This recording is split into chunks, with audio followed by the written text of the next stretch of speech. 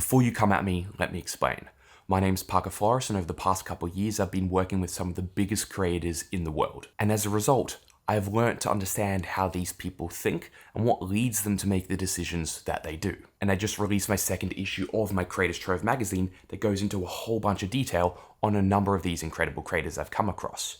So while I usually talk really positively about this industry and how hopeful I am of where it can go, I figured today maybe I delve into a few of the controversies, in particular David Dobrik and Logan Paul. But not purely to criticize and create drama like most other broadcasts do, rather to critically analyze what happened, why it happened, and how we can make sure it never happens again from an angle I don't think I've seen anyone else discuss before. I think it sounds dumb, but the first thing that's so important to understand is that all of these people are so bloody normal. It doesn't matter how big of a creator you think they are no different to anyone else you walk past on the street. The only difference is them being talented in their craft makes them widely known, whereas the best accountant in the world no one will have ever heard of unless you are just in that industry. So we need to remove this pedestal before we analyze these situations, otherwise we are not going to get effective conclusions here.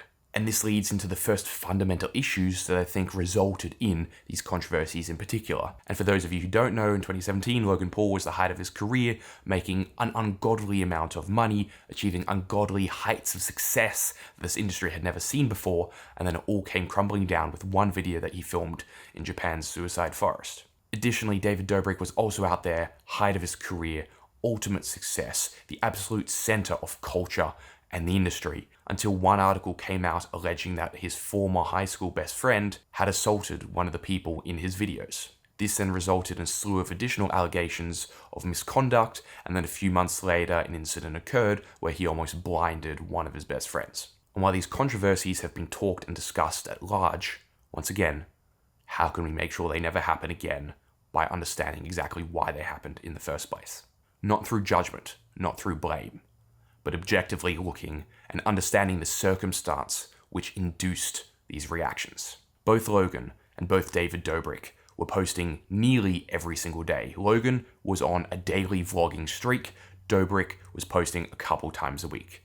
But both in circumstances where they had no ability to step back, no ability to critically analyze, is this the path I want to take, or am I just going headfirst into a brick wall? If you're achieving constant success, the numbers are going up, you're getting more money, more fame, more opportunities, you're like, great, things are working, let's give the people even more. The first problem with this, the previous generation of creators had, was that they viewed this as producing bigger and better. How can we go even bigger and better than last week? Which then results in a circumstance where at some point you cross a line. Where I see a lot of discussion with creators today, it's not about how I can go bigger and better, it's how I can produce different. The reason news channels are able to survive for so long is because the format's the same, they just discuss something different every single day. So it keeps it new, news, keeps it interesting, while there's still a predictable format. So you can keep getting people coming through that door without having to produce something so crazy, so controversial, that it crosses a line and it ends your entire career. Additionally, these people are kids. People forget that. These were kids who got lucky extremely early in their life. Don't get me wrong, they were extremely talented at what they did, but they got lucky before they had any life experience. And this creates a number of downstream consequences. For one, because this industry was so new, they didn't have any mentors who fundamentally understood what it meant to be a creator. People who'd gone through this journey before, and people who could provide them advice, because simply no one had ever done it like them. Nothing was standing in their way, so why would they ever stop? Once again, bigger and better. But because they had no opportunity to step back and reflect, because they had no one able to teach them to say, hey, slow down, are we heading the right direction here? Are we making the right moves? Are we creating content that has positive imitable behavior, or are we creating content that maybe promotes negative outcomes within the community? They just kept going down their path. As I said, these creators are normal people. As a result, they perceive themselves as normal. Their friends treat them normally. So because they are young, because they haven't had this experience, because they haven't had the mentorship, they don't fundamentally understand that they have a power upon everyone who watches them, upon everyone else. If you've had a 9-to-5, you experience this power differential, being an employee, being a boss. You've seen it within the film industry with movie directors and actors. There's a power there. If a big famous director asks you to do something, you're probably going to do it. That's why there have been the implementation of things like intimacy coordinators and other positions to ensure that these lower in the rung individuals or at least people on the other side of those power structures don't feel pressured into making certain decisions because they want to appease this perceived to be pedestaled individual.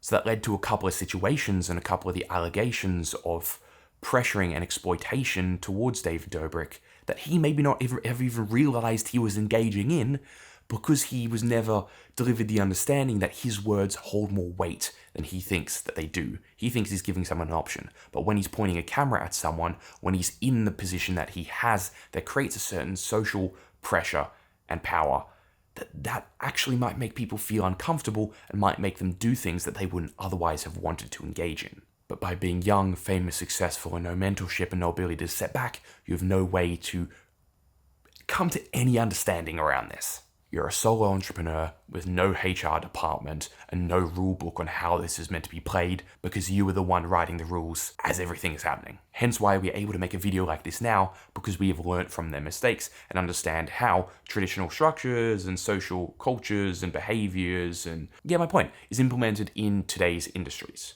But we had to see their mistakes happen first to understand how it translates in today's game. I always look at how I'm operating as two things. Either I'm in the weeds, head down, putting in the hard work, just heading in a direction, or I'm above the crop, looking at my field, saying which direction do I want to go.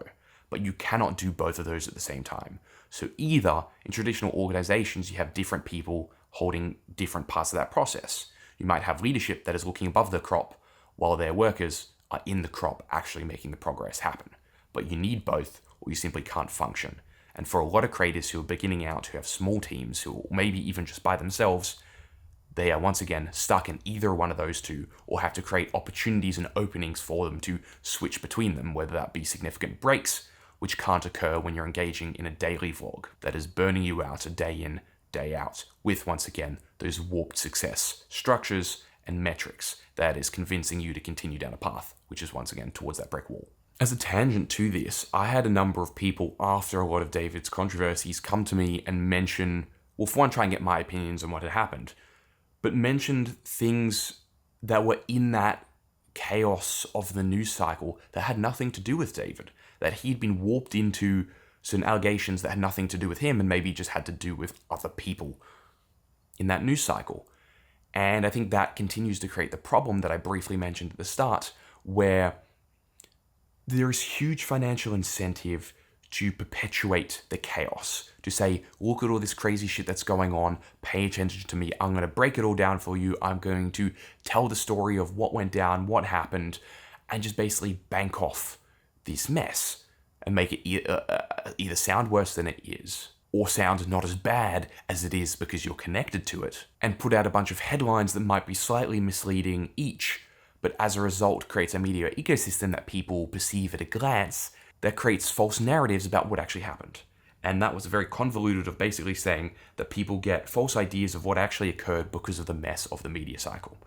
And instead it is important to actually break down what happened, why it happened, and how we can make sure it never happens again. And that you can only do that if also we as audience members step back. Like Logan, like David, we also need to not dive straight in when something happens. That I often don't worry about thinking about things until a few days, a few weeks, a few months later, or until there is some verdict in a court case or something plays out. Obviously, for certain geopolitical news, whatever, sometimes it's good to keep up to date, but there's a lot of things that I simply don't bother engaging in until there's an outcome because we don't know the answer. And pretending like we do, watching TikTok breakdowns and what's going on, acting like we could possibly come to a conclusion when even the innermost circle have no idea what the fuck's going on. It's a complete waste of time and contributes to this chaos that I've alluded to. I know after Logan's scandal, they implemented a review team that would monitor and analyze each of his new videos that went up. And when he decided to bypass that, another incident occurred that caused a second wave of controversy. But this idea of a review process is extremely standard and extremely normal in traditional media operations.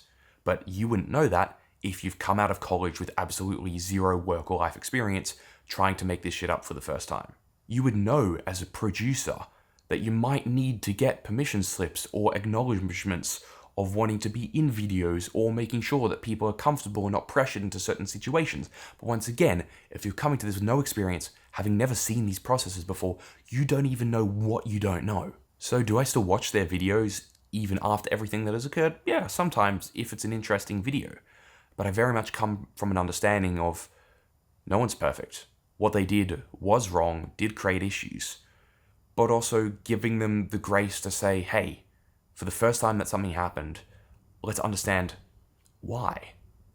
And that in a lot of cases, it's the environment that causes the person to behave a certain way. That if they've been given certain inputs, that's going to create a certain behavior. And you can translate that to whether it be bloody socioeconomics, whether that be criminal justice reform, or a whole bunch of issues. People don't behave a certain way out of nowhere. They often take certain actions, make certain decisions because of the factors and the inputs around them. And that we too can be just as much at fault as they are for creating that behavior. Additionally, I think an important point to note is that if your life was streamed 24/7, don't you think you would do or say things that would get you cancelled?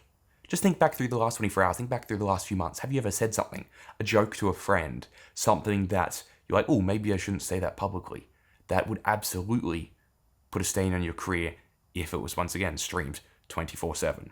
So we also got to acknowledge, I'm not necessarily saying just in this case, but in any case, that if someone had a moment where they messed up, that they did something that maybe wasn't ideal, that you too would also be in that exact situation if you were also filmed and broadcast 24/7. And that yes, while sometimes where there is smoke, there is fire, sometimes where there is smoke, it's simply just a cold day. In response to these controversies and to societal and community pressures, we have seen a number of changes on platforms, whether it be advertisers not wanting their adverts on certain types of content, which is a bit hypocritical, not necessarily from those advertisers, but maybe you can say from YouTube, from Google, from Meta.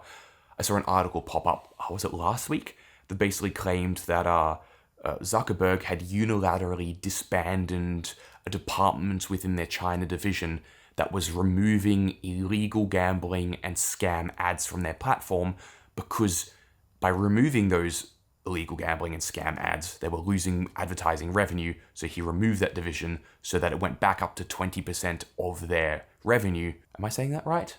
Basically, Zuckerberg promoted illegal gambling and scams to his Chinese audience, which encapsulates 20% of their advertising revenue, because they were losing too much money by removing those illegal gambling and scam ads. And I think that had nothing to do with the point that I was trying to convey. But is an important note about how scammy some of these platforms and individuals are. The point I was trying to convey is that there have been different pressures. For a little while there, YouTube had basically demonetized all videos with profanity within the first however many seconds, and then they backtracked on that because it was kind of a really dumb policy. There are different things, obviously, about gambling type videos, hence why they have moved from Twitch to Kick, or not safe for work content, or a whole range of different categories which have now been more restricted and regulated due to these new community pressures and understanding of what is acceptable, or what people do or don't want to be associated with. So we are in a very different place today than we were before. And I'd say probably the closest equivalent to a Dobrik or a Logan today is not even creators, but is potentially entrepreneurs. You talk at the Sam Altmans, the Musks, the Bezos, all these individuals who are basically given unlimited cash to create whatever the fuck they want, no matter how much it will damage society, with absolutely no expectation that there will be any positive results from it. Which is a video for another day. Like talking about why Australia's social media ban will absolutely not work and will probably harm kids more than it will help, at least in the current way that it's been implemented.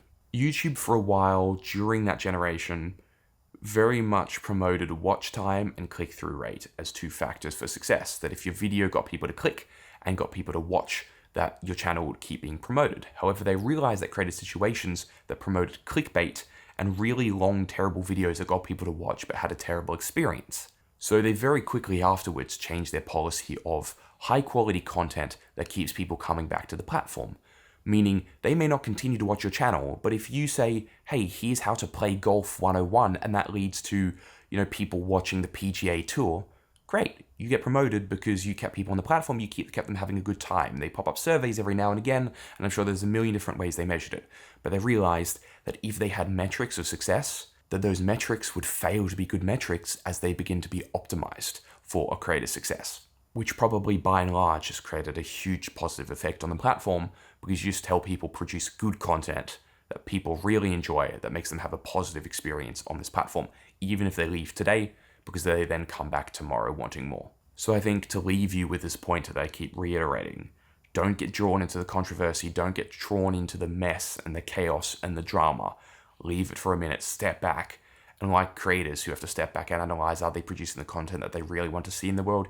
You too need to analyze what just happened, why it happened, what it means for the future, and how can we make sure it never happens again? Or vice versa, if it's a good circumstance, how can we make sure it keeps happening again? Because without this, we will continue ending up in the same cycle as history will keep repeating itself, and we will continue to live in a world that we do not desire. Unless it is a circumstance that did go well, we find ways to repeat it, and we keep building a world that we aspire to live within. Either way, if you're still here, you must love learning about creators, and I think you'll love reading my Creators Trove magazine that I just released, which covers incredible people in this industry that I've had the pleasure of meeting and getting to know and learning from. It's a 124-page premium photography magazine, beautiful matte design, and something you absolutely want in your home. So if you want to read more incredible stories, get some incredible photography of your favorite creators, click the link in the description. And I'll see you in the next one, or this video right here.